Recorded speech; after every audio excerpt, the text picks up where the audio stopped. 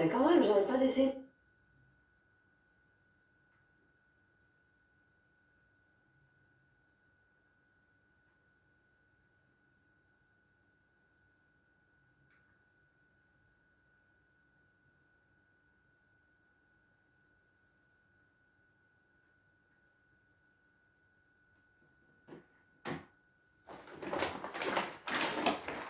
Pour réduire son empreinte écologique, on peut se sécher les cheveux sans consommer d'électricité. Ou commencer par se doucher différemment. Naturellement engagé.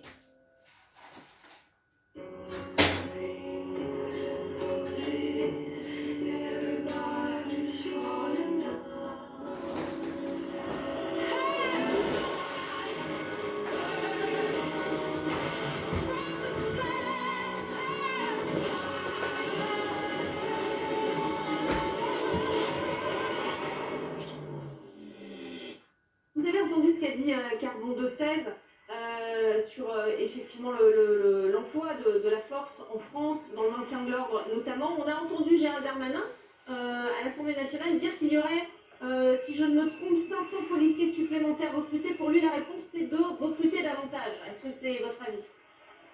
Il faut recruter davantage, mais il faut recruter au bon niveau et avec la qualité qui va avec, et ce qui n'est pas l'objectif de ce gouvernement. La première année du quinquennat de M. Macron, il avait promis de recruter à peu près 2000 policiers et gendarmes. Il y en a 300 policiers qui n'ont pas été recrutés parce qu'il n'y avait pas le niveau suffisant dans les candidats. C'est-à-dire qu'il y avait 24 000 candidats, mais qui n'étaient pas intéressés par la carrière de police au bon niveau. Ces gens-là, après, se retrouvent d'année en année, on n'attire pas les bons profils. Ce qui fait qu'on arrive, comme à l'école de Nîmes récemment, à avoir des gens qui ne respectent pas le couvre-feu en tant qu'élève gardien, à avoir des gens qui doivent sortir coûte que coûte de l'école de police. C'est-à-dire qu'on a quelqu'un qui fume de la drogue dans une école de police, viré. Il est juste, il perd des points sur sa moyenne. Quelqu'un qui conduit bourré en tant qu'élève gardien, il n'est pas viré. Il perd des points sur sa moyenne. Et c'est ces gens-là qu'on va retrouver sur le terrain demain. Donc en fait, on est sur de la quantité, mais de la quantité sur la médiocrité en fait. On n'embauche pas les bonnes personnes, la formation n'est pas adéquate. Je rappelle aussi, par exemple, sur la formation continue, la Cour des comptes s'était alertée qu'il y avait seulement 51% des policiers n'avaient pas fait leurs 3 tirs réglementaires avec leurs armes. Parce que justement, les stands de tir ne sont pas entretenus, les problèmes de paiement de cartouches. Enfin, on est toujours sur une logique budgétaire d'envoyer les policiers sur le terrain.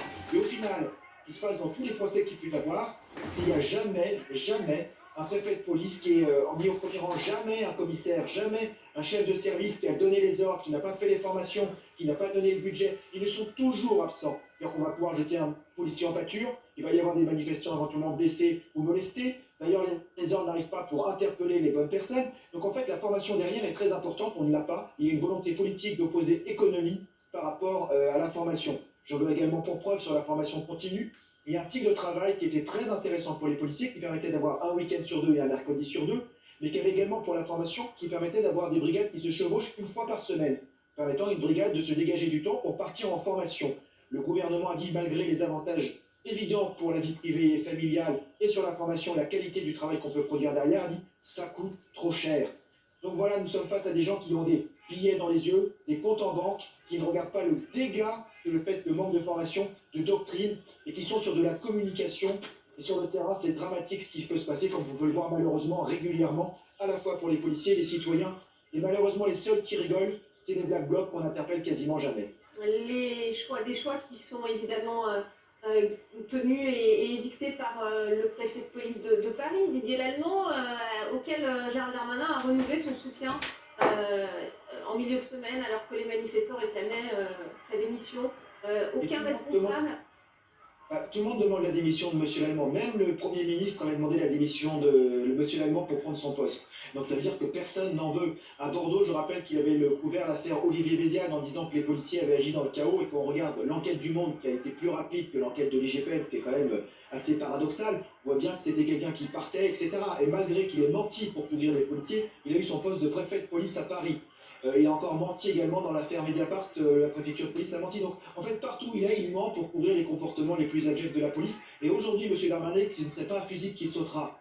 Mais non, en fait, c'est pas un fusible, le préfet de police, c'est un responsable de la situation. Et au contraire, ce que M. Darmanin fait, c'est qu'une fois de plus, par exemple dans l'affaire Michel Zecler, il y a 4 policiers qui sont responsables de leurs actes qui doivent être sanctionnés, mais finalement, c'est les 4 lampistes de l'équipe qui vont être sanctionnés.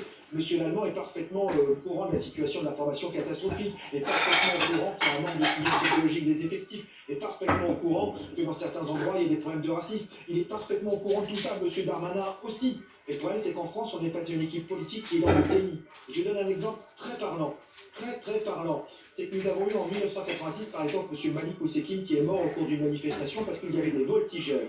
M. Charles Pasqua. Ça ressemble à la Brave d'ailleurs un petit peu. Hein. Et bien justement, c'est là où je viens, c'est que M. Charles Pasqua, on ne pourra pas taxer de laxisme, qui était un des derniers ministres de l'Intérieur, apprécié et respecté des policiers, a dissous les braves, présenté des excuses à la famille. Il y a eu une réponse politique à la hauteur de ce qui s'était passé. En France, que ce soit M. Darmanin, M. Macron, on est dans le déni. Il n'y a pas de violence policière dans un état de droit. Monsieur Macron, monsieur Darmanin, je ne veux pas qu'on parle de violence policière. Pire, il se moque des gens qui meurent à cause de fautes professionnelles de policiers. Quand il a dit « j'étouffe quand on parle de violence policière », mais quel manque de respect pour la famille de Cédric Chouviat. Cet individu caché dans son bureau place Beauvau met de l'huile sur le feu, met en danger les policiers, incite les gens à la haine de la police et fait le jeu de tous ces extrémistes qui nous attaquent. Donc à partir de là, avec cette équipe au gouvernement, les plus extrémistes, ce sont eux, parce qu'ils nous mettent en danger sans assumer les responsabilités. Je les invite, s'ils assumaient réellement, qu'ils prennent un bouclier, une matraque et un casque et qu'ils viennent en première ligne sur le terrain. Monsieur Macron qui avait dit « venez me chercher », caché derrière son cordon de sécurité. Monsieur Darmanin qui fait le beau et qui n'est pas capable de respecter les règles de confinement en allant courir en dehors des zones parce que c'est monsieur le ministre. Donc avec ces gens qui ne sont pas exemplaires, qui crachent sur tout le monde, voilà le résultat, c'est le chaos dans les villes, c'est le chaos dans la rue, alors que finalement il y a une minorité d'extrémistes qu'on pourrait canaliser, et pour les plus violents qui commettent des délits et des crimes, on pourrait les interpeller. Ce n'est pas la volonté politique c'est de la propagande, c'est de la communication pour faire passer des lois liberticides, alors que les lois actuelles ne sont pas appliquées, et elles sont pourtant nécessaires. Donc appliquons déjà les choses qui existent, voyons ce qui marche, calmons les esprits. En fait, je repense à cette phrase assez dramatique de Mme Sylvette Ndiaye qui avait dit « pour imposer nos réformes, nous userons de violence ». Et malheureusement, c'est l'inverse des valeurs qui font de la République française, parce que M. Louis Blanc avait dit au XIXe siècle, à la Troisième République, le bulletin de vote a remplacé la violence dans la rue parce qu'il a su pacifier les débats. Quand la loi est dans l'intérêt général, il n'y a pas tout ce qu'on peut voir aujourd'hui. Si la loi est le consensus national, il n'y a pas ça, les policiers peuvent se recentrer sur leur vraie mission de lutter contre les crimes et les délits. Et aujourd'hui, ce n'est pas le cas, on doit se concentrer sur la politique. Merci à vous. Merci Alexandre Langlois pour ce coup de gueule. En tout cas, on a bien compris le message. Merci en tout cas d'avoir répondu à nos questions en direct ce soir sur RT France. Alors, montrez-moi ça. Vous voyez bien? Ouais, c'est parfait. Enfin, j'adore. Encore mieux que dans mon souvenir. Et celles de Lucas aussi, elles sont vraiment belles. Hein. Non. Merci. Je vous dois. Ah, mais rien, madame. Chez Optical Center, que ce soit pour les lunettes ou les appareils auditifs, le reste à charge est à 0. 0 euros. 0 euros. Ça doit être une erreur. Faut qu'on parte avant qu'ils s'en rendent compte. Bah, merci beaucoup. L'offre 0 € reste à charge d'Optical Center. Une sélection de lunettes et d'appareils auditifs à 0 €. Optical Center, optique et audition. Dispositif médical.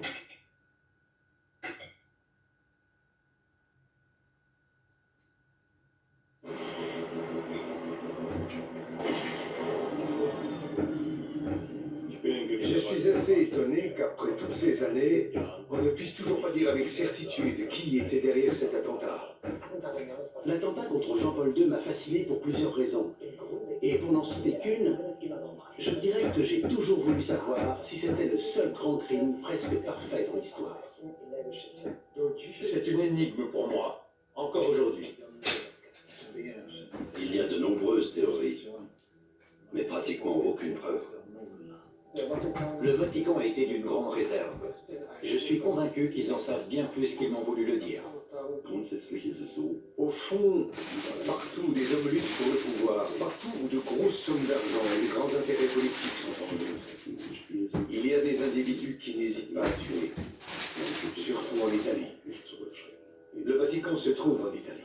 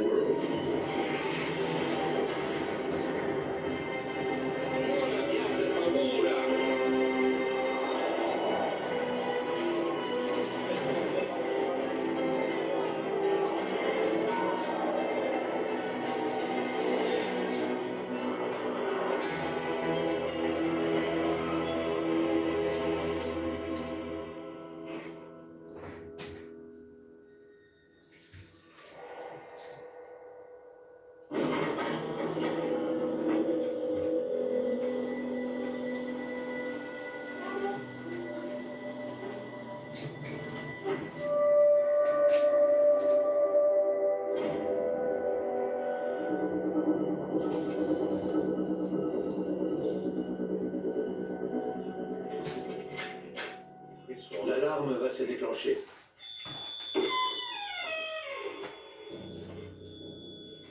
Voici les archives de la cour d'assises. Des documents sur près d'1 kilomètre de long. J'ai fait une assiette Nous conservons tous les dossiers des procès liés au terrorisme qui ont eu lieu à Rome de 1951 à aujourd'hui. 5 kilos à faire. Ici, par Donc, exemple, ce sont les dossiers voilà, de il l'affaire faut Aldo que Moro. je m'y attelle. Il faut surtout Le que procès de la loge maçonnique et de... je mange pas gras du tout. Et sur Je cette mange affaire, beaucoup. de haut en bas, sont Donc stockés tous les documents autant c'est pas sur gras, autant l'attentat commis je contre le mange à souverain des pontife. volumes assez importants. Et à toute heure, à vrai dire, puisque en plus de ça, je travaille tard le soir, Au donc total, ça m'arrive aussi de 84 manger avant classeurs d'aller contiennent dormir. environ 100 000 pages. Donc voilà, c'est ça qu'il faut que je réduise et puis après Je que m'appelle Paolo Mosier. je me restreigne et que Je suis du moins que je responsable ne des mange archives de la plus cour après d'assises. avoir mangé mon repas J'ai suivi principal, tous quoi. les grands procès liés au Avec du terrorisme, sport. de la fin des années 70 jusqu'à nos jours. Voilà, c'est j'ai ça là. Je vais vous montrer des photos qui ont été prises juste avant l'attentat contre le souverain pontife. Ici, on peut entrevoir le visage d'Ali Aqsa. C'est cet homme. On distingue sa main avec...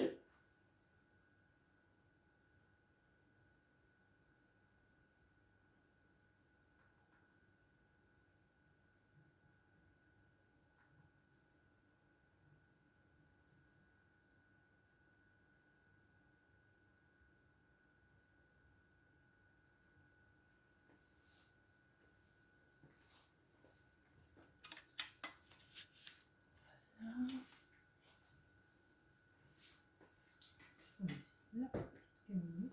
Après, je vais aller me changer pour faire mon sport.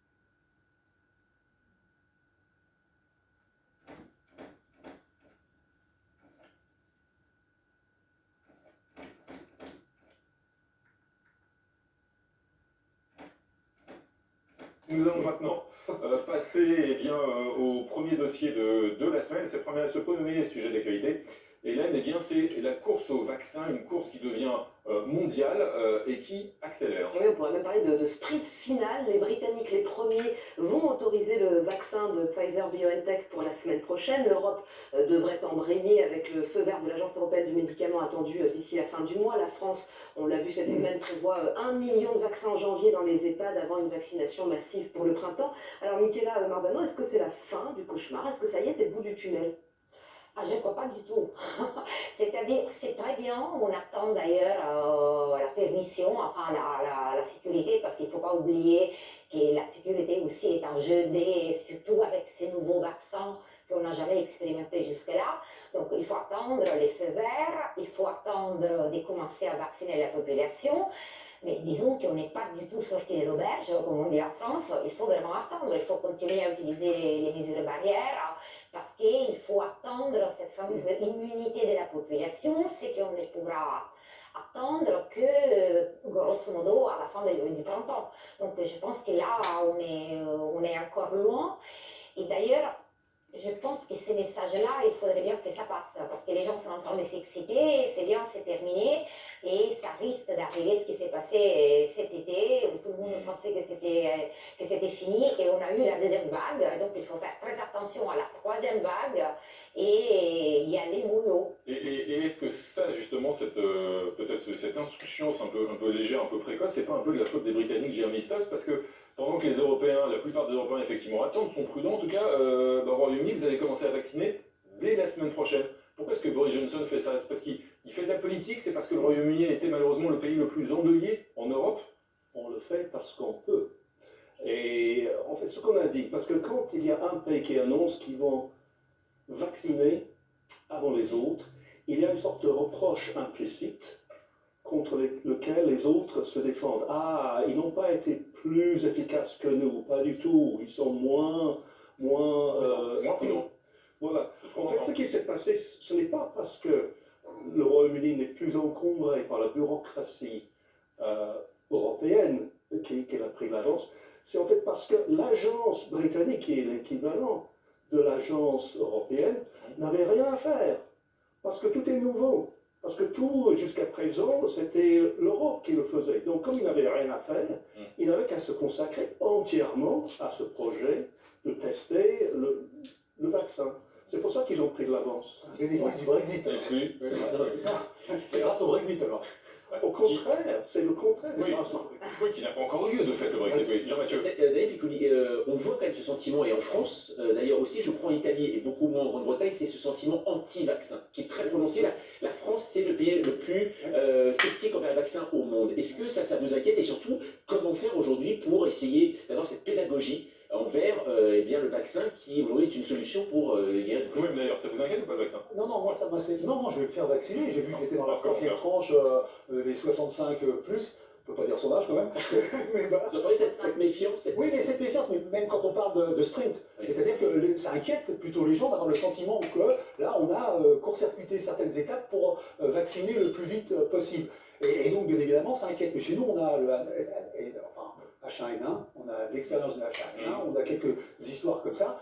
Et il y a chez nous, en France, je crois qu'il y a 43% de Français, c'est ce qui paraît dingue, qui sont d'accord pour se faire vacciner. Donc il va y avoir, et je pense que les gens sont en train de se dire, c'est très particulier, on va commencer par les EHPAD, c'est-à-dire les gens les plus fragiles et les personnes qui travaillent dans les EHPAD. Et les gens sont en train de se dire, comme on dirait, ils ont envie de tirer les premiers. Ils vont attendre que les gens se fassent vacciner, ils vont attendre les résultats, et après, ils iront si ça se passe bien. Ça ressemble à ça actuellement, il y a une course de lenteur de la part